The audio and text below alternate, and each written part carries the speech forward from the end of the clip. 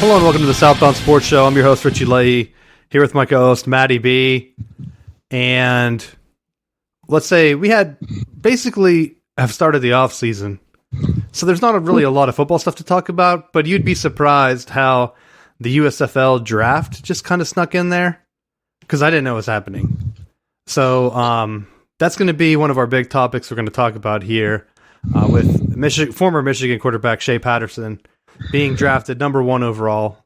I don't know how the history of USFL drafts have played out, but I do know that Michigan's probably well represented, just like the NFL draft. What do you think, Matt? Yeah, probably.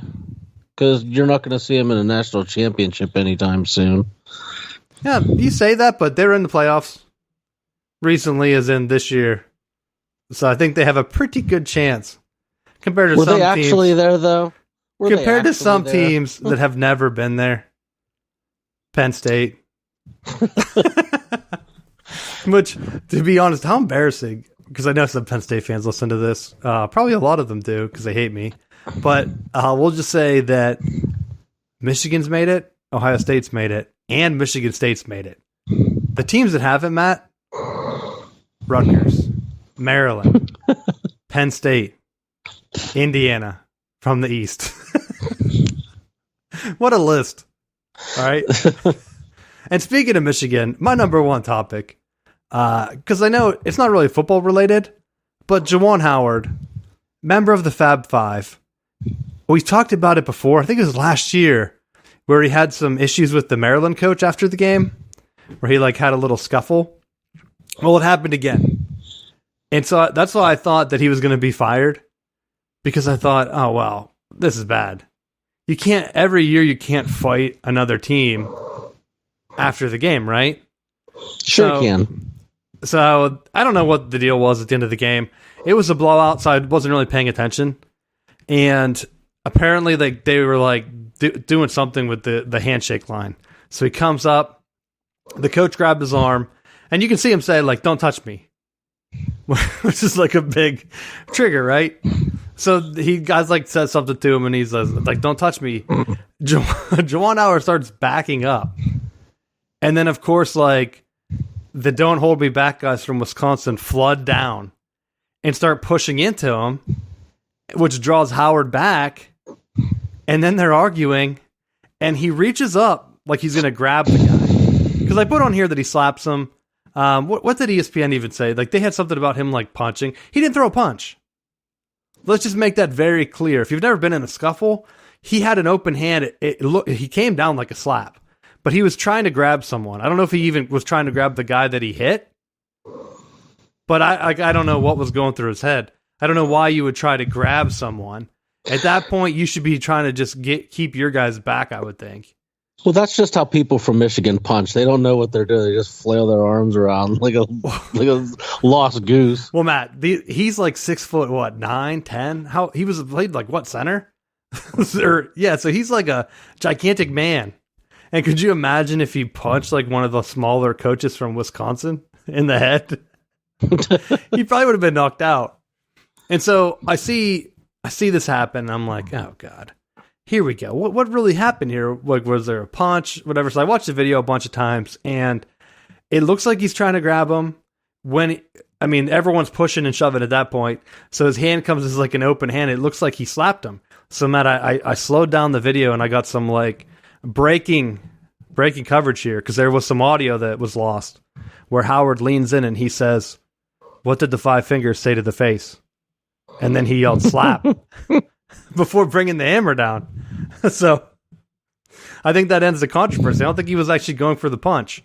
And so the Big Ten then suspends him for the rest of the regular season, which is only 5 games.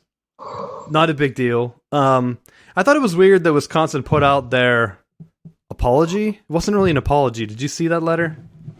Yeah. I think I said it to you. I'm going to try to read my favorite part of it. Let's see if I can find it here. It says, "Our program is in the midst of a race for the Big Ten championship, and my hope is that the focus can now be turned to our game at Minnesota on Wednesday." So, hey, they're we've received and read the rulings of the Big Ten, blah, blah, blah. Needless to say, there's no place for that to happen, and our staff has our complete support. And it's basically the AD saying, like, hey, we support our guys, and we didn't think that they did anything. But yet, their player was out there throwing haymakers. I think he was the first one to throw a punch, by the way. I tried to watch the video from like different angles to see if someone from Michigan threw a first punch, but I'm pretty sure it was the Wisconsin guy that came out there, the player. So you can't come out and say, if you're on the Wisconsin side, that, hey, we didn't do anything wrong here. Like, I know Howard started it with a dumb move. I'm not arguing that wasn't dumb. I thought he was going to be fired because he had anger issues in the line in the past. And he didn't even apologize, Matt. Did you see his non-apology? I want to say it was the same as last time, where he said, like, hey, at that point I needed to defend myself. And I'm like, bro, you can't keep saying that as your defense of like why you're attacking other coaches, because honestly, if you've ever been in a post-game scrub, or hell, even in the game, like I've been involved in bench clearing brawls, do you really think that, I mean, honestly, I was trying to think back, like, did they even eject anyone when that happened, when I played? No, I don't think so. I mean, it was high school, it wasn't on TV. I did see a comment where someone said that Howard should have came out and said, I'm really sorry, I thought the game was on Big Ten Network. I didn't realize it was on CBS. I never would have did that on national television. Which would have been hilarious, right? Because no one's watching the Big Ten Network Wisconsin game. But like Wisconsin talking like they have a good program, and other than what, Kaminsky, they've been pretty much irrelevant in the Big Ten, I would think. But chalk it up, Matt, because now all the Wisconsin fans are talking about how they hate Michigan at another rival. Must have been because they made the playoffs. I guarantee that the football playoffs triggered so many people because you had Illinois fans, Wisconsin fans, Michigan State fans, Ohio State fans coming together. Someone said that was even worse than Woody Hayes punching that kid in the throat. Like,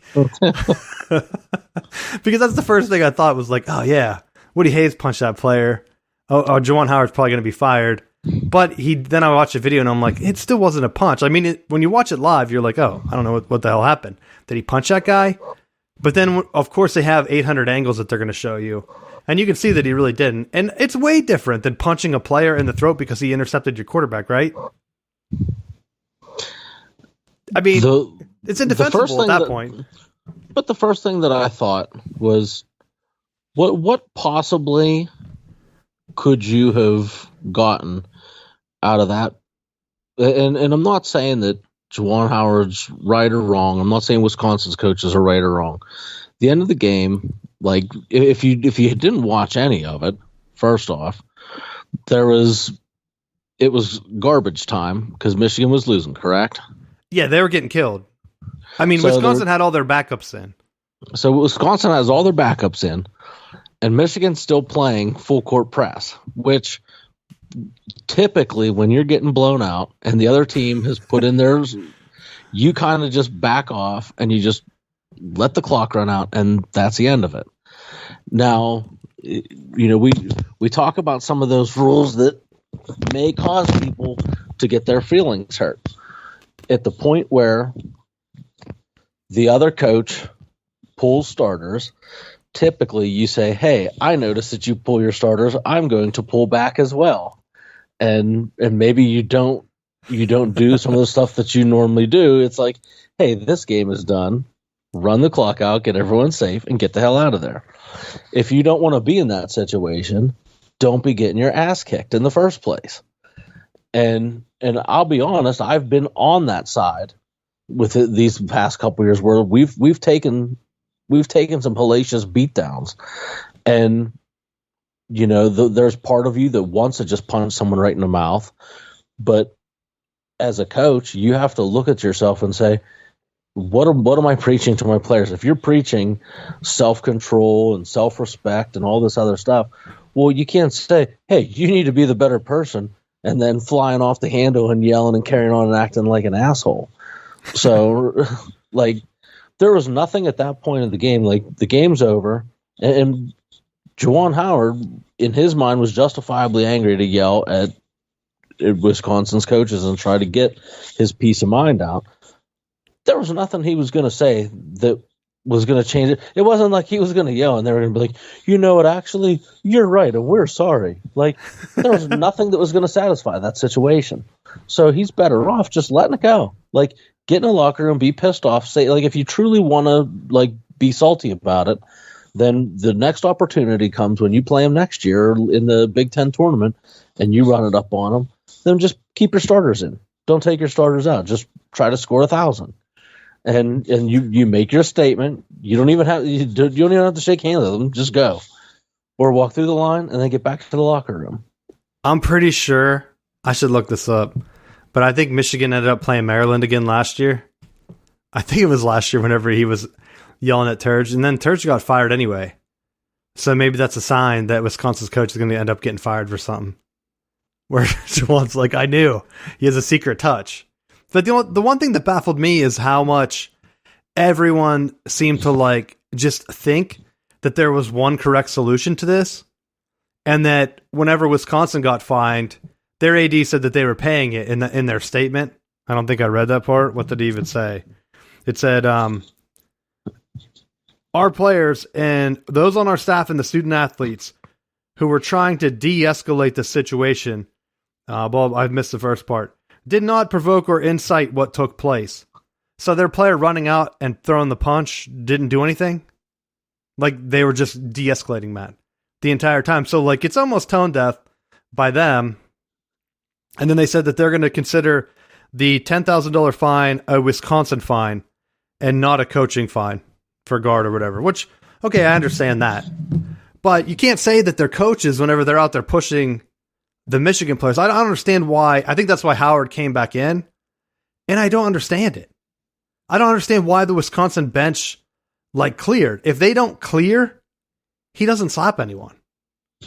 They were walking away at that point. So it was almost like, all right, both sides are at fault here. If Juwan doesn't slap them, I don't even think Michigan gets in trouble at all, you know? Because that's the only thing from the Michigan side that really happened. I know that there were punches thrown. I think Michigan ended up, because when the Wisconsin guy goes out there and starts throwing punches, of course they're going to defend themselves, the players at that point. But I don't know. I did see the Wisconsin coach like grabbing the Michigan guys, like letting their own guy punch them, which I thought was weird. And then that guy, which in Howard's apology, he called out the guy but spelled his name wrong. Or like probably did it on purpose. Who knows? Because at this point, I don't even put it past them. But the media coming out and like some of their takes just didn't make any sense. They were saying that guard thought that they had mutual respect enough to hash out their differences in the handshake line. What the hell does that even mean? Then like you're saying, you're angry. And even if you're best friends with the coach, like you remember the Jim Harbaugh handshake with Schwartz from the Lions where he came out and like Harbaugh was pumped and he gave him like a really big high five because he was like excited and he was running back to his sideline. And then like Schwartz like chased him. Remember that? I was going to comment on Harbaugh's handshake and I just thought, well, I mean, I guess Michigan people just aren't used to any type of anything, any kind of social, like, oh, it's just weird antisocial people. I'm just saying, like, then the immediate take from the media was like, hey, guard was doing his thing. You know what would solve this problem is if we just don't have any handshakes. And I'm like, how extreme do you have to be? Is this a clickbait title? Why would you get rid of handshakes? Right? But then on the flip side, you have the voice of reason, Tom Izzo. That I don't even care if they do it at the line. We're going to pretend like we're shaking air. He's like, we're going to aggressively just handshake nobody. We will continue to shake. Just like they slap the court to get pumped up on defense. Yes, and I thought, Tom Izzo, I didn't even realize he was still coaching. I thought he was among the people that got fired years ago. Oh, no. They tried to poach him to the NBA, because that's why it was funny, because like everyone was like, oh, Juwan's fired. They're going to hire back Beeline, who's available. No one's going to hire him because he's so old, but I was like, that probably wouldn't actually be a bad deal if he would come back for like 2 years as a stopgap. And everyone's like, well, he's so old. I'm like, yeah, but how many other coaches are super old? Like Nick Saban's saying, yeah, I need to coach or I'm probably going to die. I mean, if you read between the lines in his statement, it was like, yeah, I need to be actively doing something. And he like threw something in about like fixing the coaching profession or something. But it was like, what am I going to do at home if I'm not coaching? I'll just wither away and do nothing. So like, just coach till you die then. What's the difference if that's what you love doing?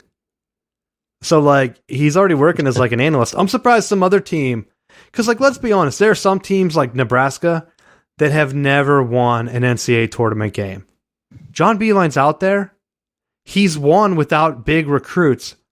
Why the hell aren't you giving him a shot? Right? I mean, for him to fall into Michigan's lap if he would have been fired is something crazy. But I mean, like, with the way the media was attacking him, I thought for sure he was gone. And everyone that disagreed, it was like, oh, horrible take. Yeah, there's only some people that have a reasonable take, and that reasonable take is that Wisconsin did nothing wrong and Juwan should have been fired. Wisconsin shouldn't even have been fined and their guys shouldn't have been suspended. I'm like, all right, weird. Very weird. But I'm telling you, the Michigan hate is strong in the Big Ten. Add another rival, Matt. Do we even play them for a game or for a trophy? I don't think so. So add one up. There will be one. It'll be a basketball. It'll be a hand trophy in the shape of a slap. And I was thinking about that. It totally makes sense now why Michigan has to play for all these random trophies, because the ones that matter, they're not winning. So like, it's okay to win like the hand turkey award and the tie my shoes award and the zippered pants award. And you sound so bitter. It must be the overall number one draft pick, Shea Patterson. Oh yeah, that's exactly. Winning champions of life and on and off the court, Matt. of the third rate league, because they had all intentions of this big announcement, and then the XFL was like, hey, we're gonna partner with the NFL. And they're like, oh, snap. Never mind. And then you don't hear about it. It's just kind of like a footnote. We're just going to announce them on Twitter. Well, see, that's where, the USFL, because we can go ahead and get into that. I'll probably bring up Jawad stuff later in the show, but who knows? So the USFL, like I said, I didn't even know the draft was going on. If Shea Patterson didn't get picked number one, would I have even heard about it? Probably not. Because, like, I'm trying to get, where's the actual list of the USFL ones that have the colleges? Because, like, you have Shea Patterson, he went to Michigan and Ole Miss, of course. People know that he probably transferred there. If you listen to our show, Tampa Bay Bandits did Jordan Tiamu. I forget how to pronounce his name. He's from Ole Miss. The Battlehawks old quarterback. Yeah, so he came out. He's been floating around the NFL for a while. Then you have, Brian Scott from Occidental College. His tagline, Matt, I'm not even making this up. When he was drafted, he's tabbed as the Aaron Rodgers of Division III. What does that mean? He's pretending to be, like, vaccinated? He's not pretending to be vaccinated. Aaron Rodgers straight up said, no, I'm not going to. No, remember the first time they asked him and he said that he was vaccinated or whatever. He like said it really weird and then it threw people off. So I don't know. That was a joke. But then they have Ben Holmes, Tarleton State.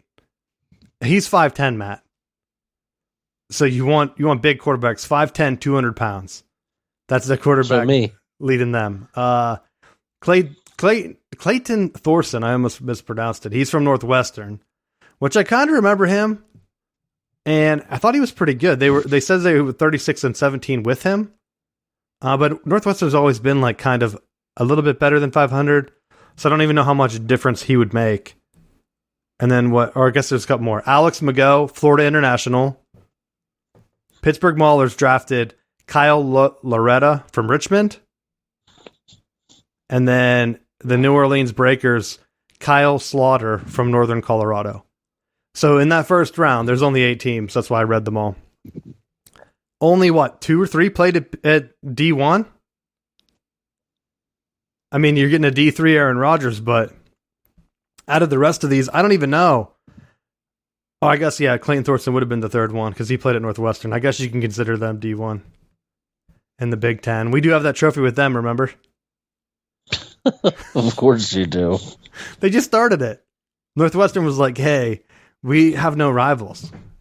We beat teams and they don't care. So we're going to go ahead and pick a rival that we can have a trophy with. Let's pick Michigan. Because like all time, I don't even know. I'm going to look it up right now. But all time, they can't have a good record against Michigan, right? I mean, Michigan, even though they've been losing to Ohio State for like over a decade now, they still have the most Big Ten championships. So they have been kicking the ass out of everybody. And that's why everyone hates us, Matt. I mean, I'm surprised. The only thing that baffles me is that, like, in the Big 12, Oklahoma's kind of been at that same level, but they're kind of like Ohio State, too. No one hates them, really. It's always like, yeah, we hate Michigan, or we hate Texas. And it's like, all right, like, we get it, guys. Texas hasn't even been good. If they didn't have the Vince Young year, would they have ever been good? I guess you could say the same about Michigan, but Michigan's been more successful as of late than Texas. But, okay, so in history, Michigan has won 59 times. Take a guess how many Northwestern has won. 50. 15. So, Matt, they built a trophy. They asked for a trophy that they're never going to see.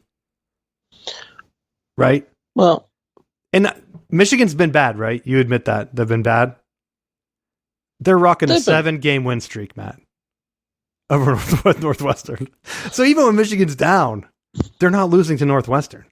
I don't even think... And nor should they, because Northwestern's going to have higher qualifying standard. They're the Ivy League of the Midwest. Isn't that what they like self-proclaim? I don't know. Did they say that? I don't know. I know you're the one that knows all this random Big Ten nonsense. Well, I know that Ohio State and Michigan State fans always say that Michigan is the Harvard of the Midwest, is like a slam. So I don't know if they also do that to Northwestern. I don't know. I don't know that much about Northwestern. That's what I'm saying. They're kind of forgettable. But I guess Wisconsin would really be too. Because, I mean, if you're thinking of big-time programs, and this isn't a slight at them, do you think Wisconsin? I mean, I'll ask you this. If Wisconsin, like, let's say that fight had happened between Wisconsin and Minnesota or someone, do they even mention it on ESPN? I don't even know who Minnesota's coach is. Is it still Pitino's son? Richard Pitino? He's like, I can't go by Rick anymore, Dad. I got to be Richard. You ruined it for me. You ruined the name. I don't know if he ever went by that, but that would be funny if that happened. Like one day he comes in and he's like, it's Richard now, Dad.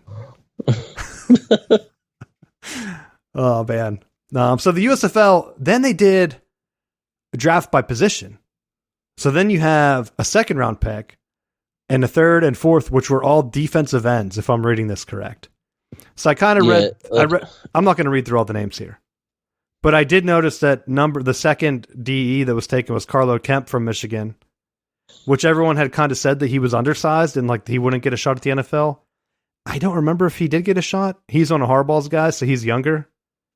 So I'm surprised that, like, I wonder what kind of shape these guys are in, is what I'm saying. I don't think Carlo Kemp has been floating around the NFL rosters, but he must have been enough to be drafted high. And I really don't remember any of these other names on the list. Honestly, as I look through here, I don't think there was any. I mean, you saw the list. Was there anyone that stood out to you that you knew? No. I mean, as I was going through, like, there were some faint names, but it's not like the eye popping. Like, you would think like a name like a Manziel would. Well, see, that's where I was going with this, because remember the last time the AAF or whatever, or was it the XFL that started last time, and they had Cardell Jones, and like they had all those big time coaches, and they had a bunch of like random guys, and they went for the stars in college that didn't pan out in the NFL. I mean, I guess you consider Shea Patterson had a lot of clout after the Ole Miss season, where then they beat Alabama, so like he did have some height there, but that hype never really worked out. Like, they didn't really beat Ohio State at Michigan. They didn't really win any big games with him. So it's kind of like he had the hype, beat Alabama once. I don't think he has enough of a name to draw people in where they're going to say, hey, yeah, I looked at this new league. It's really cool. I'm going to go ahead and watch it because of so-and-so. Because, like, just reading through the list, even the second round was littered with Southeast Missouri State, Utah State. What are some of the other ones? Samford, North Greenville. And I'm not knocking these smaller colleges, but when you're drafting guys from East Tennessee State, Western Michigan, Northern Iowa, Central Oklahoma, and they don't even have blurbs by some of these guys. James Folston was drafted from Pitt. I don't remember him. Do you? No. So I'm just looking through the list to kind of see if there was anyone else that stood out. And that's the one thing that worries me with the USFL. And I also hate the start date. They're starting like in April now. I was all ready for this show like, all right, hey, now we can transfer into like our USFL talk. And so I'm looking it up and I'm like, oh, I guess I can't really do that. Right? Because they don't have it. So they shifted from defensive end to offensive tackle now. And then they're going to go with cornerbacks. And then another round of quarterbacks. And I think are they done? Is it a 12 round? Which it kind of seems weird that you would have it by positions, but you wouldn't mix it up, right? Like, why go back to quarterbacks? Why not do running backs and wide receivers? Try to get some names that people might know. And that's what I'm hoping, that they can find some stud wide receivers from college and running backs that maybe didn't make it in the NFL and hopefully have that draw in. That's my hope. I don't know if it will happen, but that's what I'm kind of going for. What do you think? I feel like there's still a lot of, I want to see who a lot of these guys are hiring for their coordinator positions and things like that. I feel like there's so much stuff that is still like up in the air. And so, I mean, that's the one thing. So the XFL and the NFL, I know you mentioned it earlier, they announced their own deal where the XFL is going to be a research and developmental league. I think a lot of people kind of guessed it when The Rock came out and did the Super Bowl, which I thought his wife owned most of the XFL, right? Wasn't there like some weird deal where she's like in charge? So like for him to come out, I was kind of like, oh, is he distancing himself from the XFL? He didn't even wear like an XFL shirt at the Super Bowl, which would have been cool. He could have went a bunch of different ways with it. I understand that they don't want him promoting another league or whatever. But even like post game, he wasn't like, hey, yeah, bringing my own brand of football. Like, why not tweet that after the XFL or right after the Super Bowl? Like, hey, you might have saw me after the Super Bowl. Maybe he did that I didn't see, but I tried to look and see if he really said anything. And so now it's kind of like he was talking about how his own pro football career was derailed by injuries. So now he's trying to change it from the front office, where they're going to use this to test on-field technology and rule changes along with new officials that will then be brought up to the NFL, which I thought was very interesting because that's one of the things that, as an NFL owner, I mean, I love to see the officiating. I think they do a wonderful job, Matt. Terrific. The best of the best. Some of the refs are also very muscular. Ed Hockley, I'll give him a shout out. So like they really look their best on TV. And I really hope that the XFL can help continue that excellence, that level of excellence in the NFL with their great officials. So I think it's a good thing that they put that together, right? Because everyone can agree that you don't want bum refs out there. Officials making poor calls, and you're like, what are you doing? Like, come on. I did find some research. Remember how I said I was trying to look and see, it felt like they were throwing a lot of flags early in the year? So it was true. They did rise from last year, but it kind of balanced itself out from the end of the season. So it wasn't as high as previous years. So like a couple of years ago, they were so high that it was like, I want to say 5 more flags, Matt, a game or something like that. It was so ridiculous how many more flags that there were that there's been like a steep drop off. So they must really be focusing on it. And last year, because of the coronavirus, probably they threw a lot less. People weren't watching as much. They were like, hey, don't throw as many flags. TV viewers are down. But this year they're starting to creep back up. And I think just in terms of like history, if they can keep it lower, I think the game becomes more watchable. Sure, you're going to get some games like was it the NFC Championship game, or was it the other one where they had, or was it the Super Bowl where they had the flags at the end? Because they were letting holding go the entire game. And then when they actually threw a penalty, then people were kind of shocked. But overall, there wasn't that many flags in the actual game, so it didn't really matter. That's where I'm hoping that they kind of go with it. Like, hey, keep it under control, but let them know, like, hey, we're not calling it now, but if you're going to be aggressively holding at the end of the game, you might lose your team the game. And I think that would help balance it out. Where, like, hey, if it's going to be egregious, we're going to call it. Although they didn't call the face mask. I think that was the Super Bowl. Yeah, pull Jalen Ramsey to the ground. So they're going to launch next spring, I guess. It was supposed to be this year, but now the USFL snuck in there. There have been some rumors come out, which they don't believe them, where Vince McMahon was going to fold the XFL before the COVID hit. But I'm like, he already had a plan and he already had the money for 3 years. You don't put up that money and then decide to pull the plug. I guarantee that who knows who's in connection to leaking that information, if it's the USFL or some other league, because they're like, yeah, we don't want the XFL to succeed, even though, let's be honest, out of the 3 leagues that have been recently in the spring, the XFL had the best production, the best hype, the best put togetherness, I guess is how I can put it in there. But I don't think the other leagues or whatever are going to be anything that people remember, which is a shame.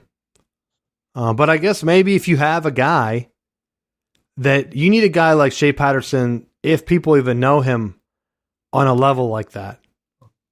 I said it before when they first launched, like you should have got a guy like Vince Young. I know he probably wasn't available. At least now, because he's how old? Yeah. But like a couple years ago when they were doing this, get some guys like that. Like Robert Griffin III, he's commentating on the games. So he wants to be there. Just invite him. Like, unless his injuries are so bad that he can't play physically, he's a Heisman winner, and you can draw people in. And I still believe that. You can't be throwing out these other guys. I understand you're giving them a chance at their dreams at the NFL. Fans do not care. Joe Schmo, sitting at home, still thinks that if he went outside and trained for a few weeks, he could play in the NFL.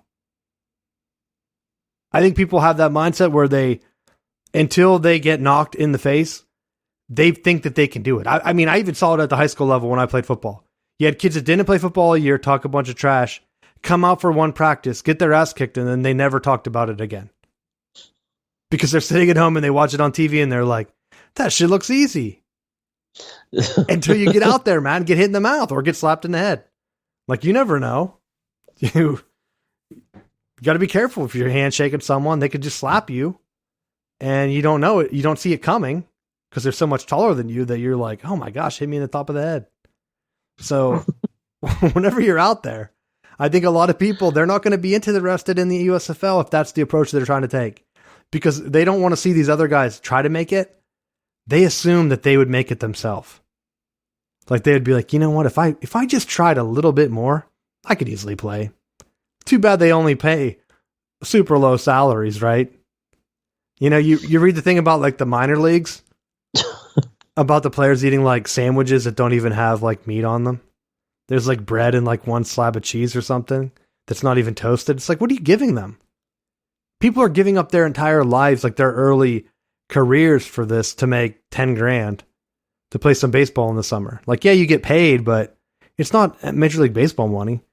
I'm assuming these guys are like the movies, like what Replacements or whatever, where they're like cashiers and stuff. They're like mechanics and they're like, hey, yeah, I'm going to go play this weekend. And they're like, hey, don't blow your knee out, Dad. Right? So I don't think it's going to work out. Any league that's like that where they think, what's that movie? Was it Mark Wahlberg? Where he came out and he's like making the Eagles. That happened like one time in history. Yeah.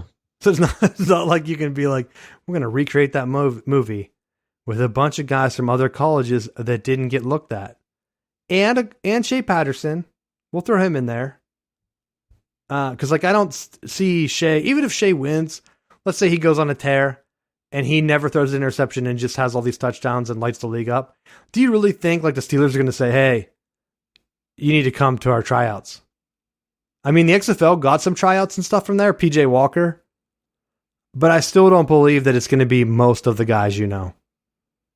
They need guys that are hungry for the league, that need to be around, and who knows? I also wonder with like The Rock, he's clearly on PEDs. So what are you laughing at? You think that's natural? Clearly. Matt, they talk about my man Barry Bonds like, look how big his head gets. And there you saw it. I threw the bait out there, and we magically connected the dots to go right back to Barry Bonds. And then you look at The Rock, and I watch someone. What the hell was I even watching? They like had a commercial about like The Rock back in the 90s. It looks nothing like him. Like Barry Bonds just looks like a fatter version of young Barry.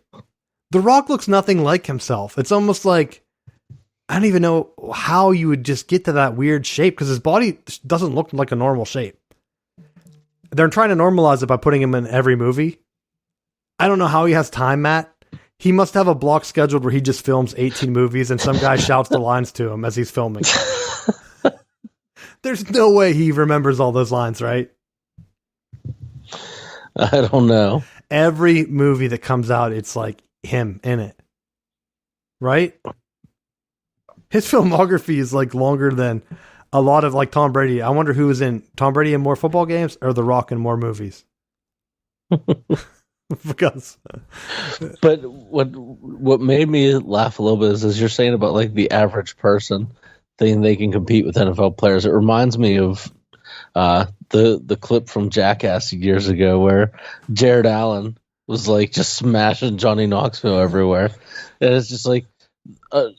NFL players are just absolute genetic freaks that like will absolutely destroy the average person.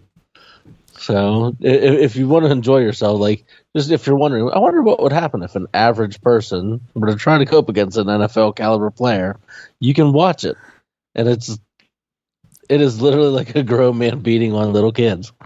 Well, the one thing that I always hear is like, hey, I could play fullback. And it's like, well, did you play football at all before? Because like what makes you think you have the strength and the mental fortitude of running into 300-pound dudes? Like you're like, yeah, I could do that. Are you the Kool-Aid man? You're just gonna smash into them? Because like, yeah, you weigh 250 pounds, bro, but that's not muscle. That's couch weight, and you're not running into these guys and knocking them over. So that's my number one thing when I hear people talk about it. It's the same with like, oh yeah, I could hit a baseball. It's like, what did you play? Little League? Yeah. I'm like, what did you make the All-Star team? Like, no, it wasn't that good. Well, oh, now that you're 30, you could just make the jump through whatever. And it's like the same with basketball too. Like I know playing against people that played in college and stuff, they're much taller than you. So like I'm over 6 foot tall. And if the dudes are 6'8", guess what? You're not scoring. That's like you sent me the clip on my girl Brittany Griner and how she was going to play. He was at Boogie Cousins. Isn't he like a foot taller than her?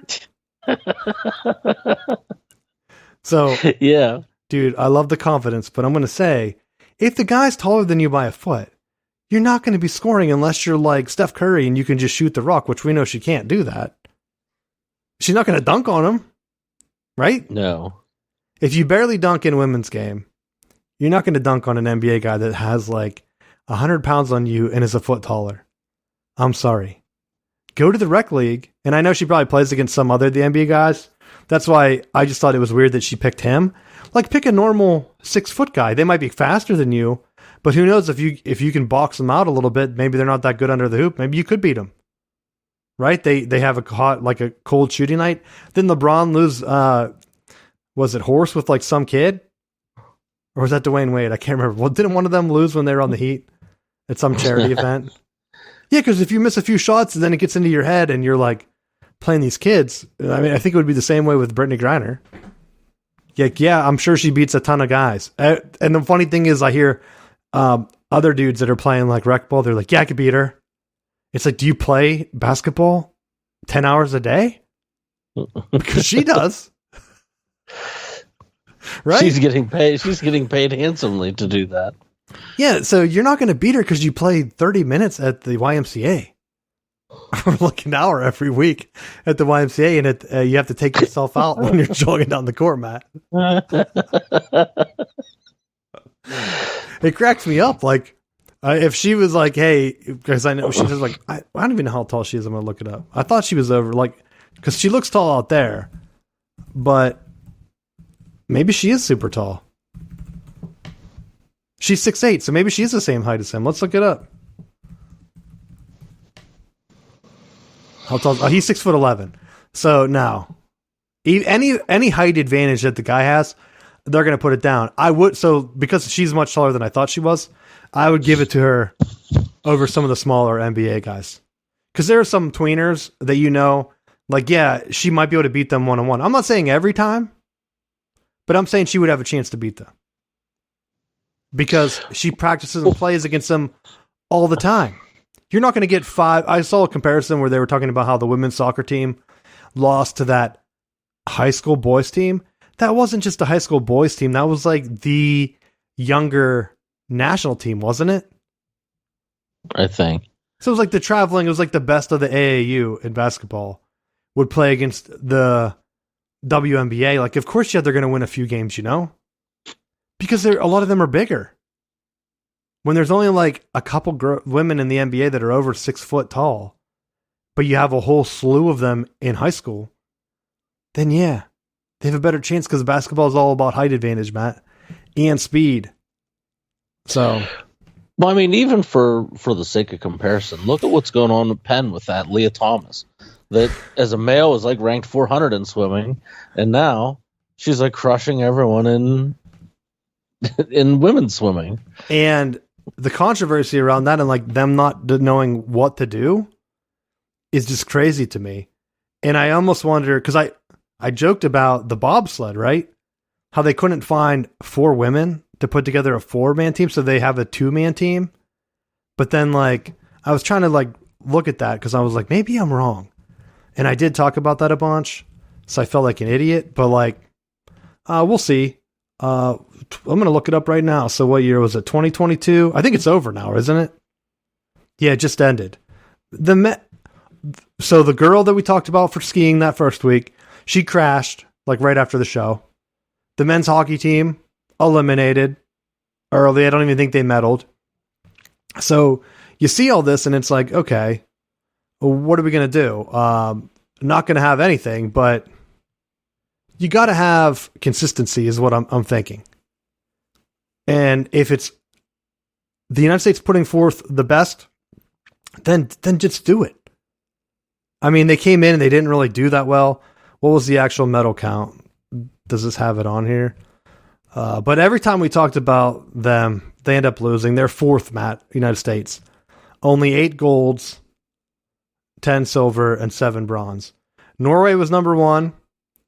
Which their skating and stuff looked much better than the United States. I think that's where they won a lot of their stuff. I guess it just doesn't really tell me in this weird table they have. Germany and then, of course, China was up there. But we talked about China having guys from, like, Tris Chelios' son. And they're just, like, casually on their team now. And did I tell you his comment, Matt? No. So I'm going to look it up so I don't misquote him. But they were like talking about how, hey, what did you have in connection to China? Like, since you're on this team now. And he came out and he was like, yeah, he's going to play under it. He was given a Chinese name, which it's spelled in English. So I don't even know how to say it, but I'm not going to say it. But he said something about, it's cool. It's part of the experience. Everything's kind of new to me. And that's what's good for playing overseas. I know 2 or 3 words in Chinese, but I took Spanish in high school. I couldn't even learn that, so I didn't try. So first off, he's like, yeah, I don't even speak Chinese, and I don't even care enough. But then he said something about like eating Chinese food. He's like, yeah, the culture's good over here. Oh, here it is. I found the actual quote. He said, we've been over here for 3 years. Whatever it is, you start to feel a closeness to China. We've been eating Chinese food and even living the Chinese culture. So there's a closeness you feel with China, and you start to feel like you're actually going to represent them and want to win for them. It's like he's casually over there. At first, just getting brainwashed. First he just wanted to play. He didn't even care if it was China. He didn't even care if he won. He just wanted to be there. But once he started eating the food, Matt, he realized that he was in. And so that's a big deal. I mean, so I'm looking at this. The bobsled, I bring it back up. There's a 2-man and a 4-man bobsled. No 1-man. So for the women, they have a 1-man woman bobsled. Or I guess 1-woman bobsled. And then a 2-woman bobsled. Why not just have the same exact shit? Is it that hard where you're like, hey, we can only find 1 woman here in Norway. We got to do a monobob. We can't do the 4. We can't do the 4. And they're like, you know what? That's probably for the best. And so like, I'm looking at this and I'm like, how much better could it be? So then like for luge, it's men's singles or they have the doubles and then a team relay or whatever. So it's much easier. And the United States, they didn't even medal in luge. So if they needed someone to recklessly ride a 1-man sled, call me up. I don't know if I've already said I would medal in the Olympics. Oh, going back to my previous thing about people playing Brittany Griner basketball that are like 5'8" at the YMCA tweeting at her about how bad she is. When she's 6'8", she'd crush them. Guess what? There's no 6'8" giant woman trying to stop me from sled riding. Because, Matt, the advantages you would have is if you're playing full court. You're not playing one-on-one Brittany Griner full court. I'm not playing Brittany Griner in anything. I was just saying I want to lose. I just want to lose one time. I want to either crush it or I want to fly out of the arena, and then I just want to be done. Just get a bubble suit and slide down one of the hills. You live up there. I do. That's why I'm saying I want to know. Just let me lose one time, America. Yeah, we should do that. If you listen to this show, write the U.S. men's team and try to get Matt a tryout. We will film it. It'll definitely go viral because I will definitely hurt myself. But you study the curves. Don't you remember Jim Cool Runnings? No, I will do none of that. I will just completely crush myself. So you'd be like Sanka. I'll just be like fast twitch. Oh, now I'm going to the left. Now I'm going right. You just need a lucky egg so that you. Yeah. So I mean, going forward, the Winter Olympics. You want me to be involved? There's no country whenever people can just jump teams. And I brought up last time the lady from Canada coming down and winning gold for like the United States. Like awesome. United States still sucked. I want them to at least put a better effort forth, but going back to like the other stuff with like the NFL and how it's tied in with the other leagues, yeah, you're trying to compete with the NFL, obviously. You can't go half in and half out. You got to go in and say like, hey, we're going to put some exciting guys on in here because the NFL has a bunch of guys that they really don't want to play because they don't fit or whatever. Like, why wouldn't The Rock just say, like, hey, Colin Kaepernick, you should come quarterback. And if you light it up and do awesome, then the NFL is going to look like a bunch of idiots. Right? They would know. But if you're the USFL, Matt, like I would just take a pick on them. And then they're like, hey, that team drafted Colin Kaepernick. This guy you pick in the second round, unless you had to formally put your name in, like, what's the difference if you just pick them? You know how much hype that would get? But I think with him, it's a self-sabotaging thing. Because even if a team drafts him, he'd be like, well, I have to make $100 billion, trillion, cajillion dollars. And it's like, that's not even a real number, Colin. We can't pay you that. It's like, well, then I guess I'm not playing. Like, because he almost did the same thing with. Yeah, but didn't one like Nike or someone pay him all that money anyway?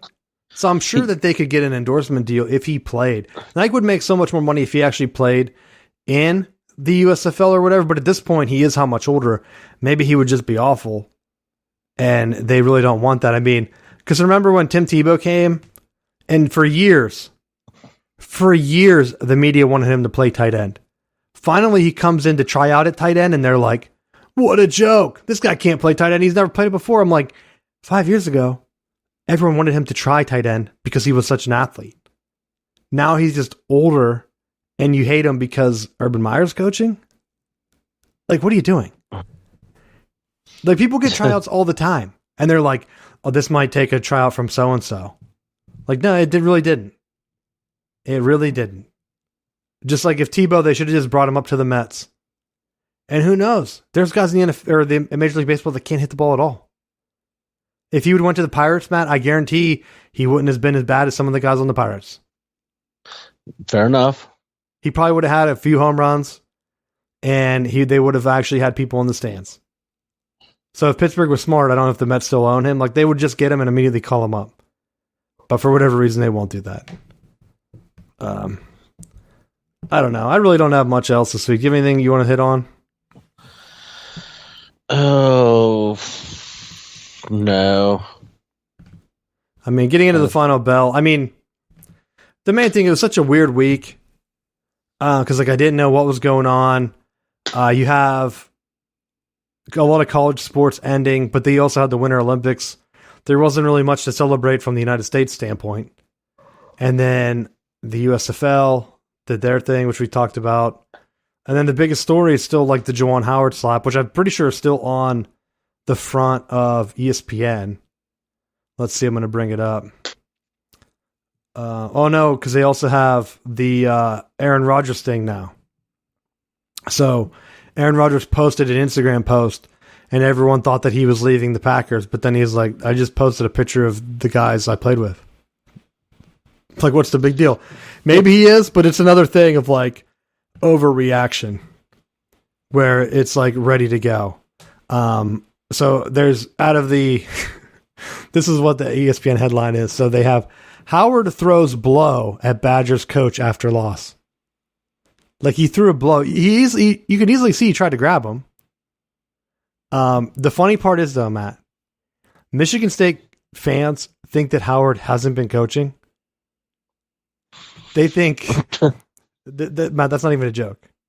They think Phil Martelli's been coaching, and Juwan Howard is just the shadow coach for publicity for whatever reason, because he's part of the Fab Five or something.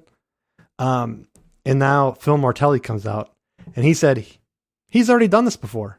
He's ready to coach Michigan's men's basketball. So if they go 5-0 with Martelli as coach, their minds will explode at Michigan State. They won't know what the hell's going on. They will just confirm in their mind that Juwan Howard's not doing anything except fighting coaches in the handshake line. I also saw some horrible takes where they were saying, "Hey, Michigan's recruiting is going to be so bad after this." Recruits were all liking it, and people were even tweeting out, "Free Juwan." Because I'm like, what guy wants to go play for a coach that isn't going to stand up for you? Like, in what world would you go play for a guy that runs away? Wasn't it like the one Wisconsin guy was like talking about going to war with his team, and then the video came out and he was just standing there with his hands up? It's like, what are you doing? So that's all I had. Oh, I did have one more thing. With the transfer portal, Texas put in the name of their punter instead of the guy that actually wanted the transfer.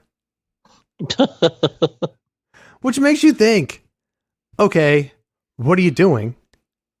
And at that point, do you not care?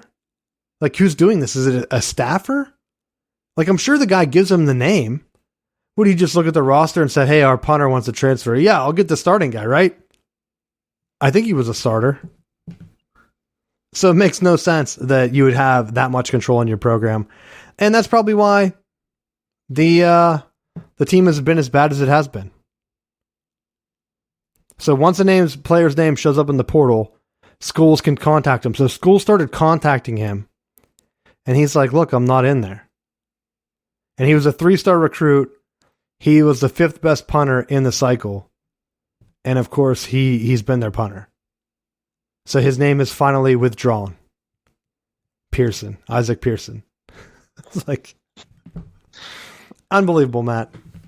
Unbelievable. But I will leave you on one thing, because there's a lot of like chatter on the old social media where they were saying, which college program is your team would be like, what team would they be best friends with? What team's most similar? And of course, everyone was saying Michigan and Texas, because both hated uncontrollably for no reason. What do you think Florida State's would be? Probably Alabama. Why is that? Just dominant programs. Both had down years followed by rise of success. What do you think Penn State's would be? Well, they wouldn't be anyone because they're unrivaled. What about Pitt? Well, I would say West Virginia.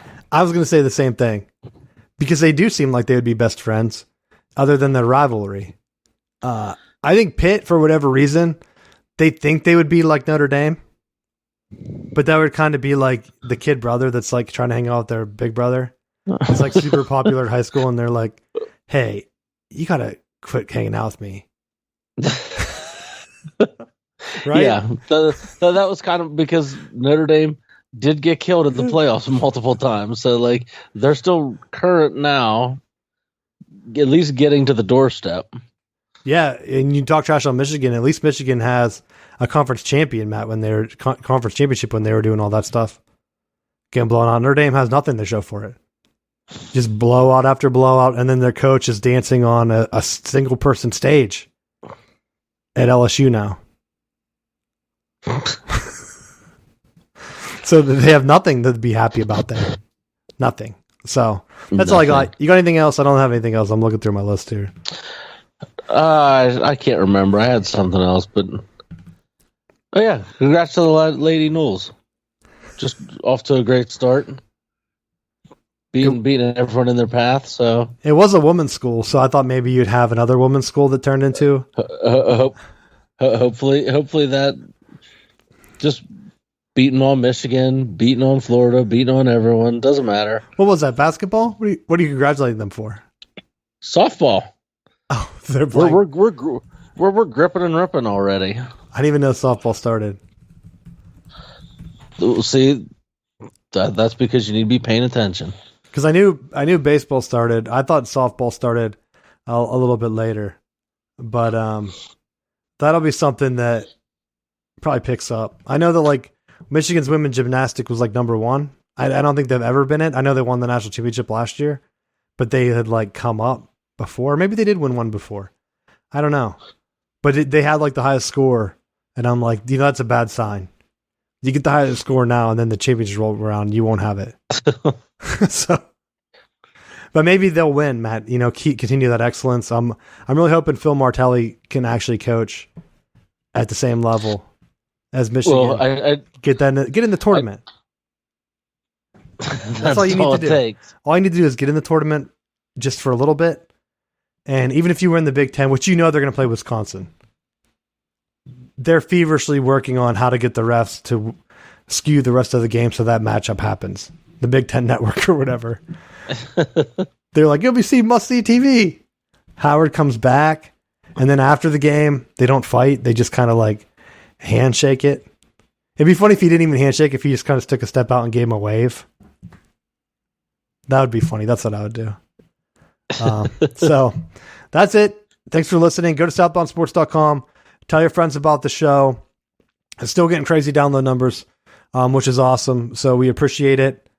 And if there's anything you want us to talk about, it's off season. So anything goes. Just let us know. It's not every week that your head coach slaps a guy before the show's recorded. So I don't know what will happen next week, but check it out and we'll see you then.